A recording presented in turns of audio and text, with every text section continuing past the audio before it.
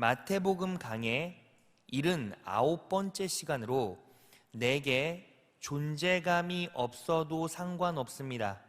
내게 존재감이 없어도 상관없습니다 라는 제목을 가지고 하나님 말씀 전하겠습니다.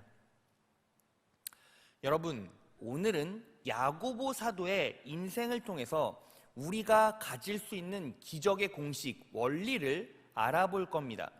여러분, 그런데 우리가 야고보 사도의 인생을 알아보기에 앞서 우리는 사전 작업을 하나 해야 돼요. 뭐냐면 구분을 해야 합니다. 성경에는 야고보가 한 사람이 아니에요. 그래서 우리가 성경을 통해 알아봐야 할 야고보는 크게 3명으로 압축할 수 있는데, 그 첫 번째 야고보는 바로 세베대의 아들 요한의 형제 야고보예요. 그리고 두 번째는 예수님의 형제 야고보예요. 처음에는 예수님을 메시아로 받아들이지 않았지만 그분의 부활하신 모습을 보고 인생의 행로를 바꾸었죠. 그래서 결국 예루살렘 공의회의 의장까지 하고 우리가 너무나 잘 아는 야고보서의 저자가 되었어요. 그리고 마지막 세 번째가 오늘 우리가 알아봐야 할 제자 야고보예요. 그렇다면 이 야고보를 딱 한마디로 특징지어서 어떻게 부를 수 있을까요? 존재감이 없는 자라고 이야기할 수 있을 것 같아요. 그래서 예수님의 제자들은 이 야고보를 이렇게 불렀어요. 마가복음 15장 40절입니다. 다 같이 한번 읽어볼까요? 시작. 멀리서 바라보는 여자들도 있었는데 그 중에 막달라 마리아와 또 작은 야고보와 요새의 어머니 마리아와 또 살로메가 있었으니, 예수님의 제자들은 야고보를 작은 야고보라고 불렀어요. 여기서 작다라는 말은 헬라어로 미크로스인데 영단어 마이크로의 어원이 돼요. 여러분, 마이크로라는 말은 많이 들어봤죠? 이 마이크로는 100만 분의 1이라는 뜻이에요. 그러니까 이 야고보는 존재감이 없었다는 거예요. 이 말은 바꿔 말하면, 여러분, 존재감이 무엇입니까? 존재감은 영향력과 비견한 것이죠. 그래서 존재감이 큰 사람은 영향력도 크게 돼 있어요. 그러니까 이 야고보는 존재감이 없었다 하면 영향력도 없었다는 것이죠. 영향력이 없었다면 실제로는 예수님의 제자로서의 자격은 미달이었다는 거예요. 함량 부족이었다는 거예요. 그러면 여기서 우리가 하나 의구심을 가져야 돼요. 왜 예수님께서는 이렇게 존재감 없고 함량 미달인 야고보를 제자로 세웠느냐라는 거예요. 이유는 바로 예수님은 야고보의 존재감 없는 모습과 인생을 통해서 하나님 나라와 그분이 하시는 일의 방법들을 설명하고 싶었던 거예요. 그것에 대한 가장 강력한 지지구절이 마가복음 4장 30절이에요. 예수님은 다시 말씀하셨다.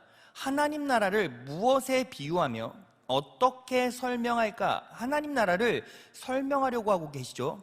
31절, 하나님 나라는 겨자씨 한 알과 같다. 그것이 땅에 심길 때는 씨앗 중에 가장 작은 것이지만, 여기서 작다가 바로 우리가 방금 살펴본 미크로스라는 단어예요. 즉, 이 야고보는 겨자씨에 비유되고 있다는 거예요. 그리고 32절 다 같이 읽겠습니다. 시작. 심긴 후에는 모든 채소보다 더 크게 자라서 큰 가지를 늘어뜨린다. 그래서 새들이 그 그늘에 깃들이게 된다. 자, 그러면 우리가 이 세 구절을 통해서 어떤 영적 원리를 깨달을 수 있습니까? 결국 하나님 나라의 시작은, 하나님이 세우신 교회의 시작은 겨자씨와 같은 존재감이 없는 성도들을 통해서 시작된다라는 거예요. 여러분, 이렇게 코로나가 힘든 와중에서도 치열하게 하나님 붙잡고 예배 준비하는 지체들이 있어요. 제가 설교 준비하기 전에, 강단에 올라오기 전에 이미 예배팀이 올라오지 않았습니까? 이 예배팀은 코로나가 있던지 말던지 마스크를 끼고, 그리고 정부의 지침 아래서 할 수 있는 최대한을 다해서 열심히 예배를 준비해요. 새벽부터 저 주차 요원이 되시는 성도님들이 나오셔서 굳은 일 다 하세요. 예배 끝나면 이 재정위원분들이 거친 헌금을 다 개수하시고 정리를 하세요. 영화부에서는 나이 드신 권사님들이 사랑으로 아이들 똥오줌을 다 가려주고, 유치부에서는 흘린 음식들을 다 닦아주고 치워주세요. 그런데 여러분들은 그분들 이름도 모르잖아요. 그분들 얼굴도 골라낼 줄 모르잖아요. 그런 분들은 어떤 분입니까? 존재감이 없는 분이죠. 하지만 이름도 빛도 없이 그 자리에서 예수 그리스도라는 이름 하나만으로 그렇게 자리를 지키며 하나님 나라를 위해서 뛰고 있는 거예요. 하나님 나라는 그런 인생들을 통해서 세워진다라는 거예요. 그런데 그런 인생들이 거기에서만 끝나냐라는 거예요. 그렇지 않아요. 겨자씨가 땅에 심긴 후에는, 이게 무슨 뜻입니까? 성령 하나님께서 그 인생을 붙잡기 시작하시면, 여러분, 식물 중에서 씨앗과 나무의 크기 차이가 가장 큰 식물이 바로 겨자나무예요. 아주 드라마틱하죠. 가장 극적인 식물 중에 하나죠. 그 존재감 없는 겨자씨 같은 인생도 결국 그분이 그들을 잡아주셔서 놀라운 나무가 되게 하시고, 그리고 놀라운 열매를 맺게 하신다고요. 여러분, 이걸 예수님은 야고보의 삶을 통해서 나타내고 싶으셨던 거예요. 여러분, 그래서 결국 야고보는 어떤 인생을 살게 됩니까? 여러분, 성경 찾아보면 이 예수님의 제자 야고보에 대한 기사는 거의 없어요. 연관된 기사가 두세 구절밖에 없어요. 그것도 본인의 신앙 고백도 아니고요, 본인의 업적 이런 것도 전혀 없어요. 성경은 철저하게 야고보에 대해서 이야기하고 있지 않아요. 그럼에도 불구하고 야고보의 인생은 어떻게 흘러가고 어떻게 끝납니까? 자, 그리스 역사가였던 이 유세비우스의 증언이에요. 야고보는 나중에 시리아에 가서 전도를 했다. 그리고 야고보에 의해서 시리아 교회가 세워졌다. 그리고 그는 시리아에서 돌아와 예루살렘에서 전도를 하다가 유대인들에게 돌에 맞게 된다. 그런데 신기한 것은 유대인들에게 돌을 맞았는데도 그의 목숨이 쉽게 끊어지지 않은 것이다. 그래서 그들은 톱을 가지고 야고보를 켜서 죽였다. 여러분, 결국 야고보의 인생 말년은 어떻게 됩니까? 영광스럽게 순교해요. 그런데 그 생명력은 죽을 때까지 절대 꺾이지 않아요. 끝까지 하나님께서 주신 능력으로 강건함을 유지하고 담대함을 유지하다가 하나님 나라로 들어가게 돼요. 그것으로 끝나는 게 아니에요. 야고보를 통해서 교회가 세워졌죠. 야고보가 죽고 나서 그의 시신이 예루살렘으로 거쳐 로마로 갑니다. 그 로마에는 야고보의 순교를 기념하는 교회가 세워져요. 그림 보겠습니다. 로마의 거룩한 사도교회예요. 야고보의 순교를 기념한 교회로 건축되어졌어요. 그를 기념한 교회가 세워졌다는 게 결국 무슨 뜻입니까? 그의 영향력을 세상이 인정했다는 거예요. 그러니까 존재감 없는 인생이 이제는 존재감과 영향력이 두드러지는 인생으로 변화되었다는 거예요. 그렇다면 이 야고보가 어떤 원리와 능력으로 그 자리에 서게 되었을까요? 자, 세 가지예요.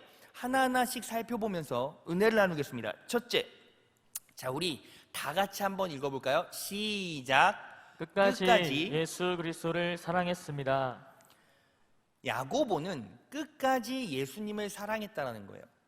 여러분, 제가 먼저 결론부터 여러분들께 선포하고 이야기를 시작해 볼까요? 결국 여러분들의 삶의 능력의 원천은 하나님을 얼마나 사랑하느냐에서 결정이 돼요. 왜? 여러분들이 하나님을 사랑할 때 하나님께서 역사하시니까요. 그런데 인간은 내 의지로 예수님을, 성령님을 초질관 일심으로 사랑할 수가 없어요. 그래서 필요한 게 무엇입니까? 하나님의 놀라운 사랑을 받아야 된다는 거예요. 공급받아야 된다는 거예요. 이 야고보는 예수님의 사랑을 인식했고 공급받았어요. 이 야고보가 예수님을 사랑했다는 증거는 야고보의 증언이나 야고보의 행위로 드러나지 않아요. 왜? 성경 기사가 없어요. 그런데 유추해 볼 수 있는 말씀이 한 구절 있어요. 마가복음 16장 1절이에요. 안식일이 끝난 저녁에 막달라 마리아와 야고보의 어머니 마리아와 살로메는 예수님의 시체 발을 향유를 사두었다. 안식일이 끝난 저녁이란 예수님께서 돌아가신 후를 말해요. 예수님께서 돌아가신 후에 야고보의 어머니 마리아를 비롯한 2명은 예수님의 시체 발을 향유를 샀어요. 그런데 여러분, 당시 유대인들은 시체를 만지면 안 됐어요. 유대인의 정결법, 율법에는 시체를 만지면 부정했어요. 근거 구절 민수기 19장 16절이에요. 다 같이 읽겠습니다. 시작. 누구든지 들에서 칼에 죽은 자나 시체나 사람의 뼈나 무덤을 만졌으면 이래 동안 부정하리니. 이래 동안 부정했다라는 거예요. 시체를 만지면 부정했다라는 거예요. 그런데 왜 이 여인 3명은 예수님의 시체를 만질 것을 각오하고 향품을 사두었을까요? 이유는 간단해요. 율법보다 예수님을 사랑했기 때문이에요. 율법보다 예수님을 소중히 여겼기 때문이에요. 그런데 그 야고보의 어머니를 누가 전도했을까요? 당연히 야고보가 전도했겠죠. 야고보가 먼저 예수님의 사랑을 인식했겠죠. 그러니까 그 사랑을 어머니한테 전해줄 수 있었겠죠. 그러면 야고보는 어떻게 사랑을 공급받았습니까? 이미 여러분들에게 얘기 다 했어요. 야고보는 존재감이 없었어요. 예수님의 제자들 중에서는 세리마태도 있었어요. 당시 세리마태 정도면 5급, 4급 공무원에 준했고, 그리고 엄청난 대우를 받는 자리였죠. 그리고 베드로는 어업을 크게 했어요. 사업으로 꾸렸죠. 자기 배도 가지고 있었고 그물도 같은 동료들이 같이 제조했어요. 그러니까 사업도 크게 했던 사람들이 예수님의 제자 가운데 있었다는 거죠. 그런데 야고보는 어떤 사람? 존재감이 없었다고요. 할 줄 아는 것도 많지 않았다라고요. 능력도 없었다라고요. 기능도 없었다고요. 그럼에도 불구하고 예수님께서 뭐 해주셨다고요? 불러주셨어요. 그래서 야고보는 무엇을 할 수 있었습니까? 예수님의 음성을 들을 수 있었고, 예수님이 주신 음식을 먹을 수 있었고, 그 음성 따라 인도받을 수 있었어요. 여러분, 이게 왜 놀라운 내고 사랑이냐? 여러분, 제 상황을 대입해 볼까요? 여러분, 저는요 목사기 때문에 이 자리에 선 게 아니에요. 예수님께서 저를 사랑하셔서 이 자리에 선 거예요. 여러분, 제가요 목사라고 직분은 달고 있지만 결국 제가 이 자리에서 정말 정정당당하게 자격 있는 목사일까요? 저는 그렇지 않다고 생각해요. 저는 부족하고 연약해요. 저는요 존재감이 없어요. 영향력도 없어요. 여러분, 저는요 하나님 앞에 이렇게 거룩하고 영광스러운 자리에 설 수 있는 자격이 되질 않아요. 그럼에도 불구하고 예수님께서 저를 사랑하셨어요. 그래서 저는 예수님의 음성을 여러분들보다 먼저 들었고, 예수님께서 주신 음식을 먹고 있고, 예수님께서 주신 은혜로 살아가고 있어요. 그러면 이 부분을 여러분들 정확하게 대입해 볼까요?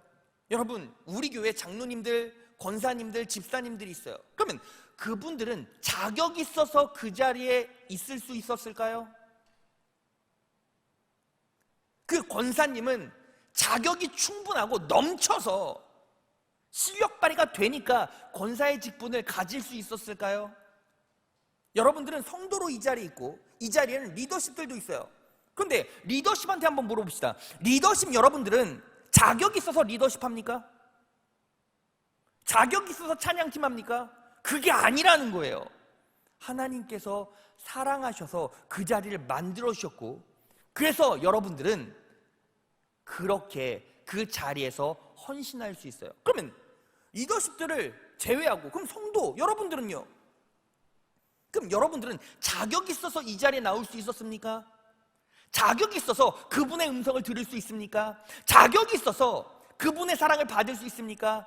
그게 아니라는 거예요. 자격 따지고 보면 우리는 내세울 게 아무것도 없죠.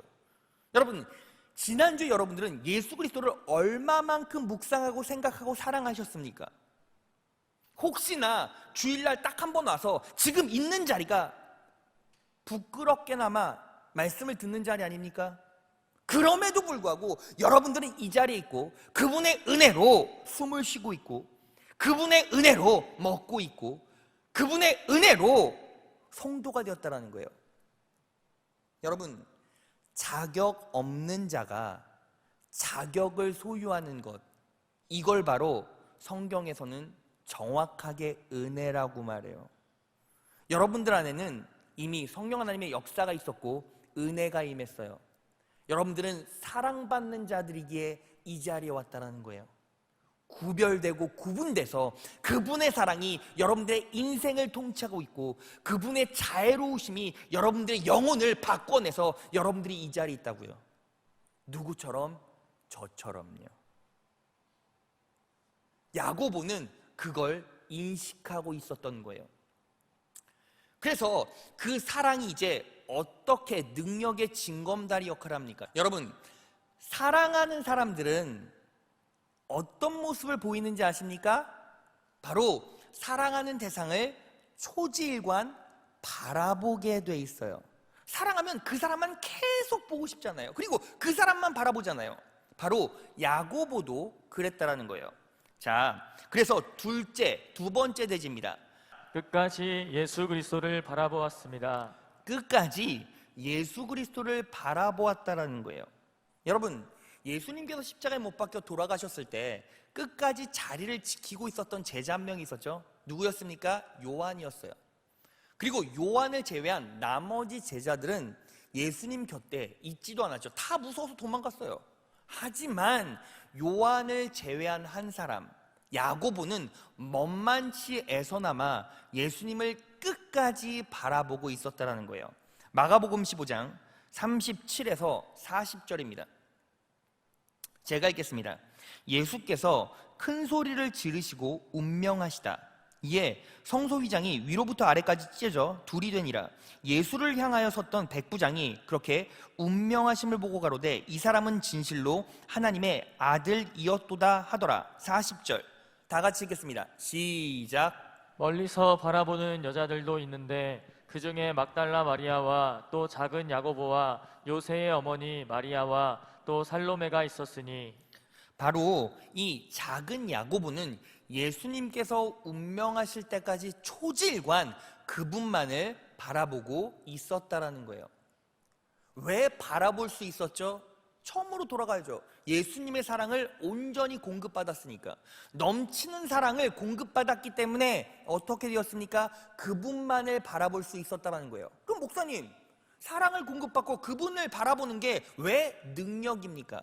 자, 예수 그리스도를 바라보면은 놀라운 비밀이 숨겨져 있어요. 그 비밀에 열쇠가 되어줄 근거 구절이 히브리서 12장 2절에 나와 있어요.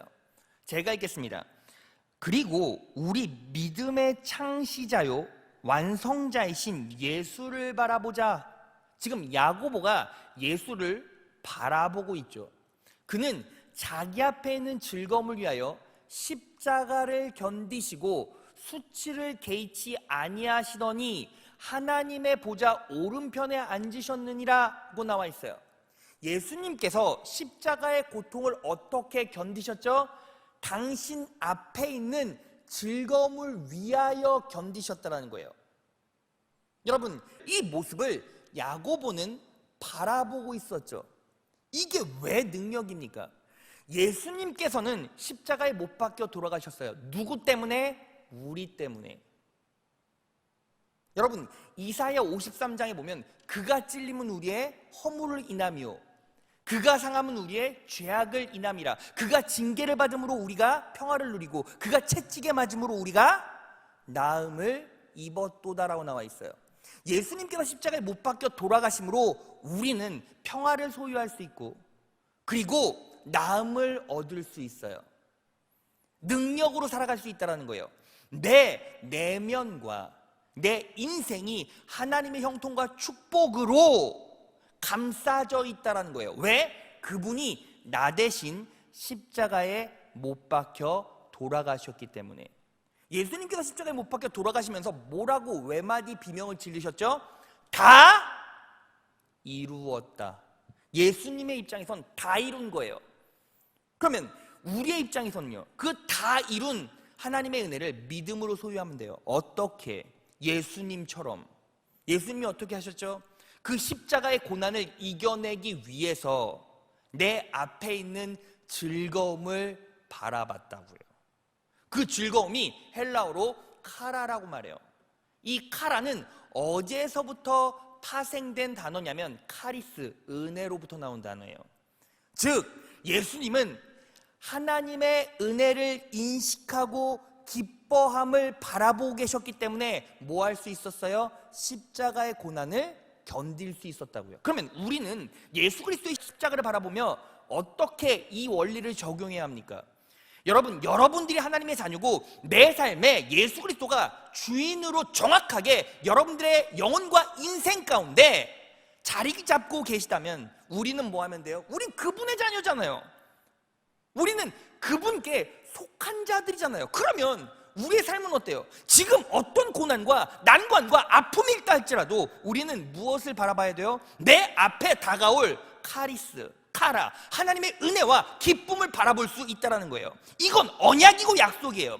예수님께서는 그분의 목숨을 우리 대신 찢으심으로 우리에게 모든 축복과 은혜를 베풀어 주셨어요. 우리 삶은 절대로 그분의 권세 안에 있기 때문에 세상이 흔들지 못해요. 세상의 저주가 여러분들에게 임하지 않는다라는 거예요. 그럼 우리는 지금 겪고 있는 고통이 있어요. 아픔이 있어요. 어려움이 있어요. 그러면 그 고통을 어떻게 다뤄내야 합니까? 바로 내 앞에 올 은혜를 바라보며 누구처럼? 그분처럼, 누구처럼? 예수처럼 바라보며 뭐 하는 거예요? 지금의 고통을 다뤄내는 거예요. 여러분, 세상 사람들은 결코 희망을 가질 수가 없어요. 소망을 가질 수가 없어요. 왜? 내 앞이, 내 미래가 잘 될 거라는 보장이 없기 때문이에요. 약속이 없기 때문이에요. 세상 사람들은 내 10년, 20년 뒤의 모습이 어떻게 될지 내가 어떻게 알아? 인생을 어떻게 알아? 그런데 여러분들은 이미 결정되어 있다고요. 약속되어져 있다고요. 이건 누구에게 적용됩니까? 하나님의 자녀에게. 그래서 우리는 어떻게 적용해야 돼요? 예수님께서 어떠하심 같이 우리도 그래야만 하는 거예요. 자, 요한일서 4장 17절이에요. 이로써 사랑이, 예수 그리스도의 십자가의 구속의 사랑이 우리에게 온전히 이룬 것은 우리로 심판날에 담대함을 가지게 하려 함이니. 다 같이 읽겠습니다. 시작.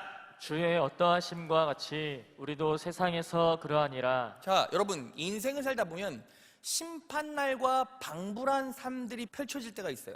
재정적으로 어려움이 있거나 가정적으로 문제가 있거나 육체에 치명적인 질병이 있거나 핸디캡이 있거나 수치가 있거나 염려가 있거나 두려움이 있거나 그게 여러분들을 심판하는 것처럼 여러분들의 육체와 영혼을 찢어낼 때가 있다고요. 너무 고통스러울 때가 있죠. 그런데 우리는 담대함을 가질 수밖에 없어요. 왜? 그분의 사랑이 우리에게 온전히 이루어졌다는 거예요. 무엇을 통해? 예수 그리스도의 십자가를 통해. 그래서 주의 어떠하심 같이 우리도 세상에서 그럴 수 있다는 거예요. 믿으십니까? 그래서 여러분, 먼저 불신부터 지원하세요. 먼저 예수 그리스도의 십자가를 바라보고 그분을 향한 소망을 다시 키워내세요. 아유, 내가 예수 믿는다고 하지만 이게 되겠어? 예수 믿는다고 하지만 내 인생이 꼬꾸라질 수도 있고 망할 수도 있지. 불신이에요.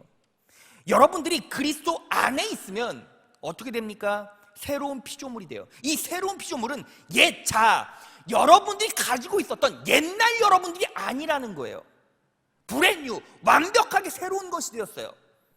여러분들은 그리스도 안에 있고 그분의 통치 안에 있고 그분의 능력 안에 있고 그분의 축복 속에서 살아가요. 우리가 필요한 건 뭐예요? 믿음밖에 없다라는 거예요.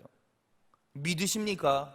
여러분, 율법은 여러분들에게 명령이에요. 이렇게 안 하면 저주받는다. 이렇게 안 하면 끝장이다. 그런데 복음은 무엇입니까? 그분을 의지하면 그분이 해주신다는 거예요. 그분을 믿으면 그분이 역사하신다는 거예요. 여러분, 예수 그리스도의 십자가의 구속의 은혜가 그런 강력한 능력이 있다는 거예요. 여러분 생각해 보세요. 존재감도 없어요. 영향력도 없어요. 기능도 없어요. 기술도 없어요. 아무것도 없어요. 그런데 야고보가 어떻게 능력 있게 사역하고 순교까지 할 수 있었을까요? 여러분, 사람이 죽는다는 게 자기 마음대로 됩니까? 여러분들 목에 칼 들임이 있면 여러분들은 거기에서 자유할 수 있습니까? 없어요. 그런데 야고보는 돌팔매를 맞고 톱으로 자기의 육체가 썰려도 그래도 버텨내고 담대함으로 견뎌냈다고요. 왜? 이미 그 야고보의 육체는 자기가 스스로 경영하거나 자기가 끌고 가는 게 아니었어요. 하나님께서 그 야고보의 인생을 통치하시고 붙잡아 주셨다는 것이죠. 그럼 여러분, 우리는 예수님의 사랑으로 계속 공급받고 그 넘치는 사랑으로 그분을 바라봐야죠. 그럼 그걸로 끝납니까? 아니요, 그걸로 끝나지 않아요. 하나 더 붙여야 돼요. 자, 그게 마지막 세 번째 대제예요. 셋째, 다 같이 읽겠습니다. 시작. 끝까지 기도했습니다. 야고보는 끝까지 기도했다고요. 자, 야고보가 기도했다는 증거가 어디 나와 있습니까? 사도행전에 보면 초대교회가 이제 개척이 되죠. 그래서 마가의 다락방에 120문도가 들어와서 기도하기 시작해요. 그 모습 보겠습니다. 사도행전 1장 13에서 14절이에요. 들어가 그들이 유하는 다락방으로 올라가니 베드로, 요한, 야고보, 안드레와 빌립, 도마와 바돌로메, 마테와 및 알페오의 아들 야고보, 셀롯인 시몬, 야고보의 아들 유다가 다 거기에 있어. 여기서 알페오의 아들 야고보가 우리 오늘 본문의 야고보예요. 여자들과 예수의 어머니 마리아와 예수의 아우들과 더불어 마음을 같이하여 오로지 기도에 힘쓰더라. 여러분, 여기서 우리가 무엇을 알아야 합니까? 야고보는 존재감이 없던 사람이었죠. 그러니까 여러분, 교회에서 존재감 없는 성도 본 적 있습니까? 왔는지 안 왔는지 알 수가 없어요. 존재감이 없는 성도는 어때요? 누가 묻지도 않아요. 그냥 오든지 말든지 가만히 두는 거예요. 그런데 야고보는 그런 존재였더라고요. 그럼에도 불구하고 뭐 했다라는 거예요? 기도줄 붙잡고 그 자리에 참석하고 끝까지 들러붙어서 기도를 놓지 않았다고요. 여러분, 여러분들에게 존재감이 없어요? 괜찮습니다.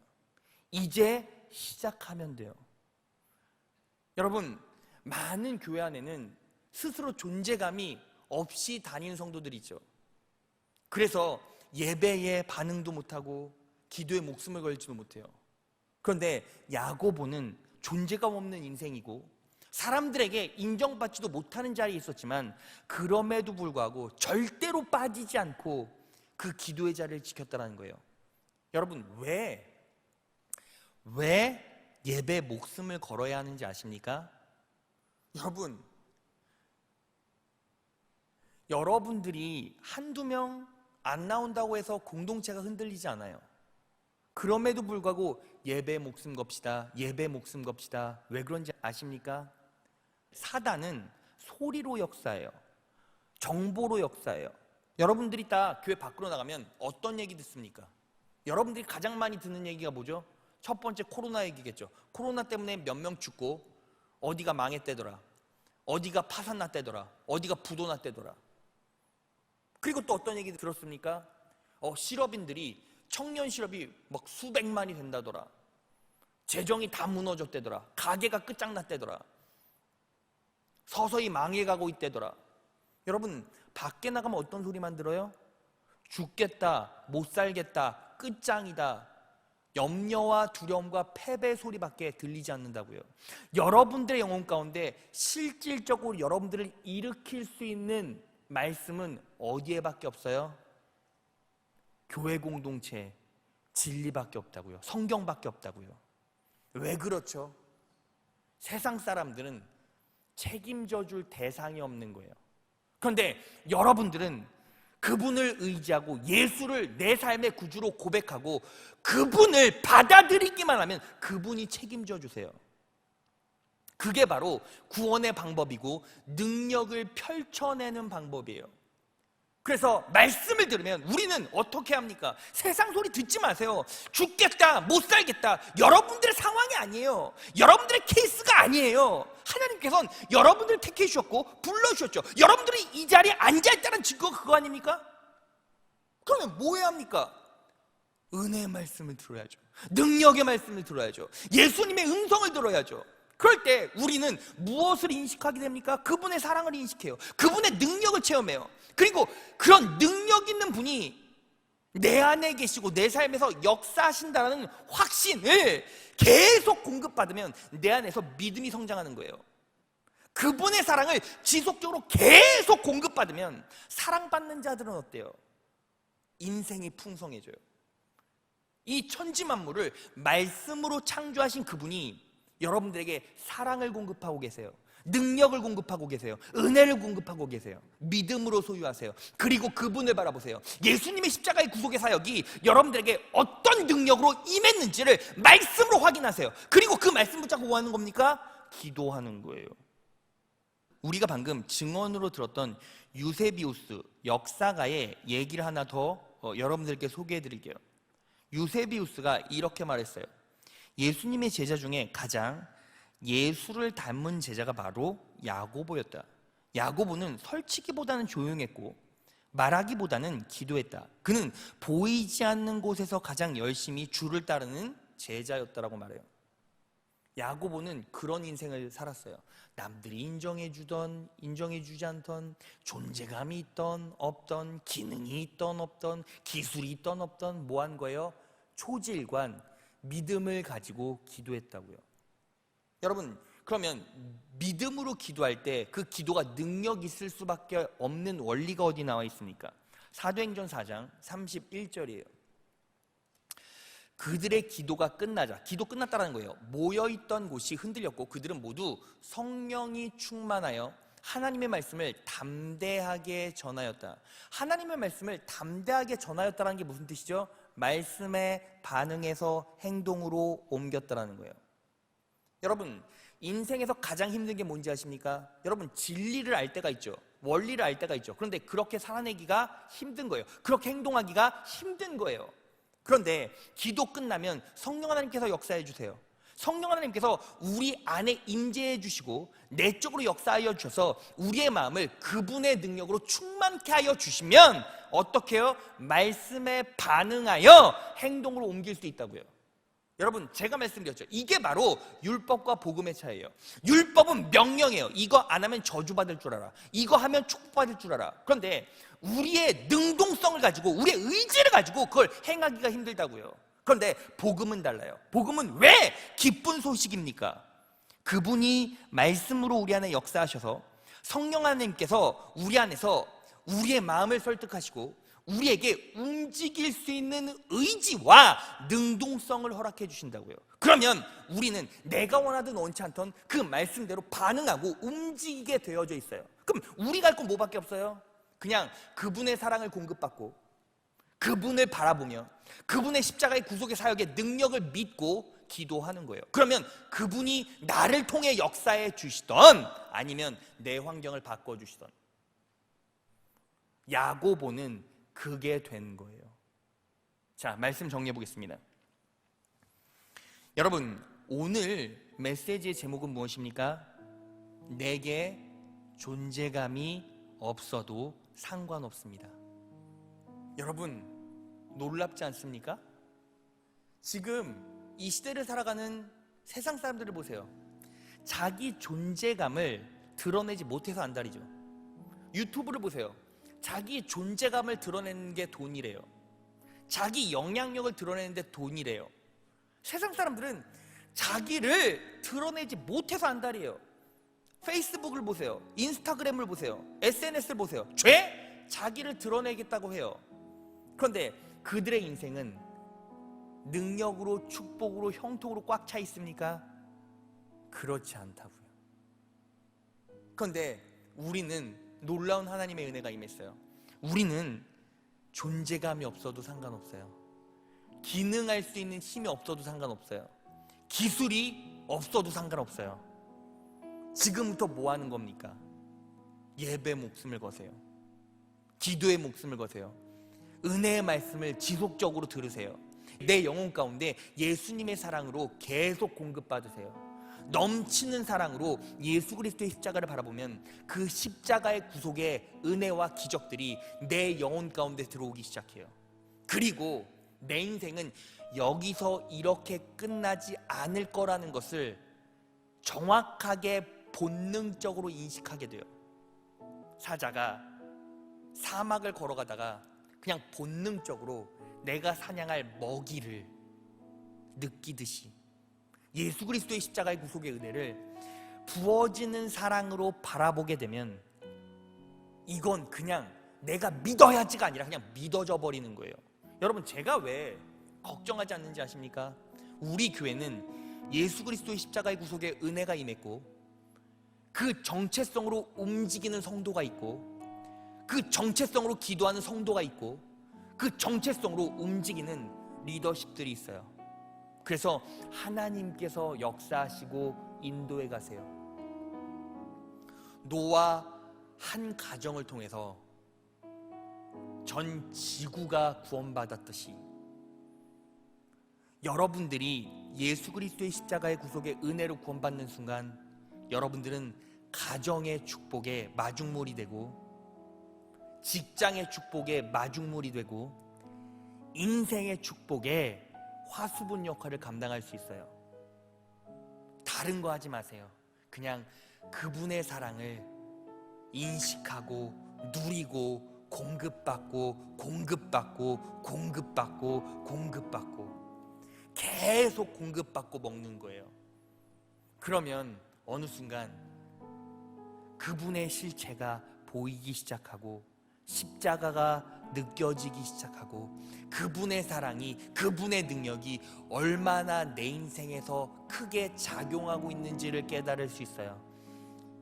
그 확신이 내 믿음 가운데 들어오면 붙잡고 기도하세요. 하나님께서 여러분들을 놓지 않으세요. 여러분들을 움직이게 하세요. 여러분들에게 새로운 활로를 모색케 하세요. 새로운 길을 뚫어주세요. 새로운 방법을 알려주세요. 지혜가 되어주세요. 명철이 되어주세요. 힘이 되어주세요. 견인이 되어주세요. 부양이 되어주시고 축복이 되어주시며 번영이 되어주세요. 여러분들의 영혼 가운데 지금 무엇으로 채워져 있는지를 점검해 보세요. 여러분, 인간의 사랑에 지금 갈증을 느끼고 있습니까? 물질의 사랑에 갈증을 느끼고 있습니까? 의미 없어요. 왜요? 내가 사랑한 그 사람도 언젠가는 떠나고 목사님 결혼하면요 죽어 사라져요. 내가 먼저 가던 그 사람이 먼저 가던.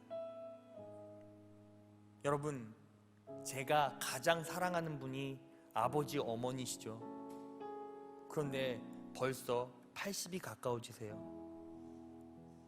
하나님이 계획하신 그때에 가시겠지만 저희 아버지는 벌써 몇 군데 암이 막 전이되었고 그리고 각종 병을 가지고 계세요. 하지만 하나님께서 붙잡고 계셔서 지금도 놀랍게 쓰임받고 계세요. 그 모습을 보면 언제 하나님 앞에 가도 이상하지 않을 정도죠. 아무리 내가 내 가족과 사랑한 사람이 있다 할지라도 결국 그 사람도 떠나갑니다. 물질을 사랑하면요, 여러분, 여러분들의 의지로 물질이 모이던가요? 여러분들의 의지로 여러분들의 젊음과 청춘이 멈춰 있습니까? 여러분, 제가 내년에 40대 중반이 돼요. 거울을 보면 흰머리가 너무 많아졌어요. 이제는 소리 지를 힘도 많이 없어요. 요즘에 막 청년들이 목사님 예전에 비하면 소리를 많이 안 지르시네요. 소리를 안 지르는 게 아니라 못 지르는 거예요 이제. 여러분, 사람이 그렇게 조금씩 늙어가고 변한다고요. 그러면 여러분들이 삶의 끝자락에 가까워지면 가까워질수록 영원을 향해 달려가야 되지 않겠습니까? 천국을 향해 달려가야 되지 않겠습니까? 그러면 누구의 사랑이 본질적으로 확인되어져야 하냐고요. 예수님의 사랑이라는 거예요. 그분이 여러분들 위해서 죽어주셨고, 그분이 여러분들 위해서 목숨을 버려주셨고, 피 흘려주셨고, 살이 찢겨지셨고, 그리고 눈물을 흘리셨어요. 그분을 여러분들이 붙잡는 순간 여러분들의 인생은 달라질 겁니다. 제가 그랬어요. 다른 건 몰라도 그거 하나는 자랑할 수 있어요. 그분이 바꿔주십니다. 그분이 넘치게 하여 주십니다. 그분이 형통케 하십니다. 그분이 채워주십니다. 그분이 길을 마련해 주십니다. 그분이 방법을 찾게 하십니다. 그분이 명철을 보장하십니다. 여러분, 어떻게 신앙생활해 왔습니까? 어떤 장애로 예수 그리스도의 사랑을 내 안에 가두어 놓지 못했습니까? 오늘 이 말씀을 다시 한번 내 삶에 잘 곱씹고 소화하심으로 이 자리에 앉아있는 귀한 하나님의 자녀들 한 사람도 빠짐없이 놀라운 하나님의 능력과 은혜로의 초대에 반응하시기를 진심으로 축원합니다. 하나님께서 여러분들을 사랑하시고 절대 여러분들을 놓지 않으실 것이며 여러분들의 기도를 들으시고 응답하실 것입니다. 그 하나님의 자녀로서 귀 반응하셔서 남은 삶도 승리하는 귀한 하나님의 자녀 되시기를 진심으로 축원합니다.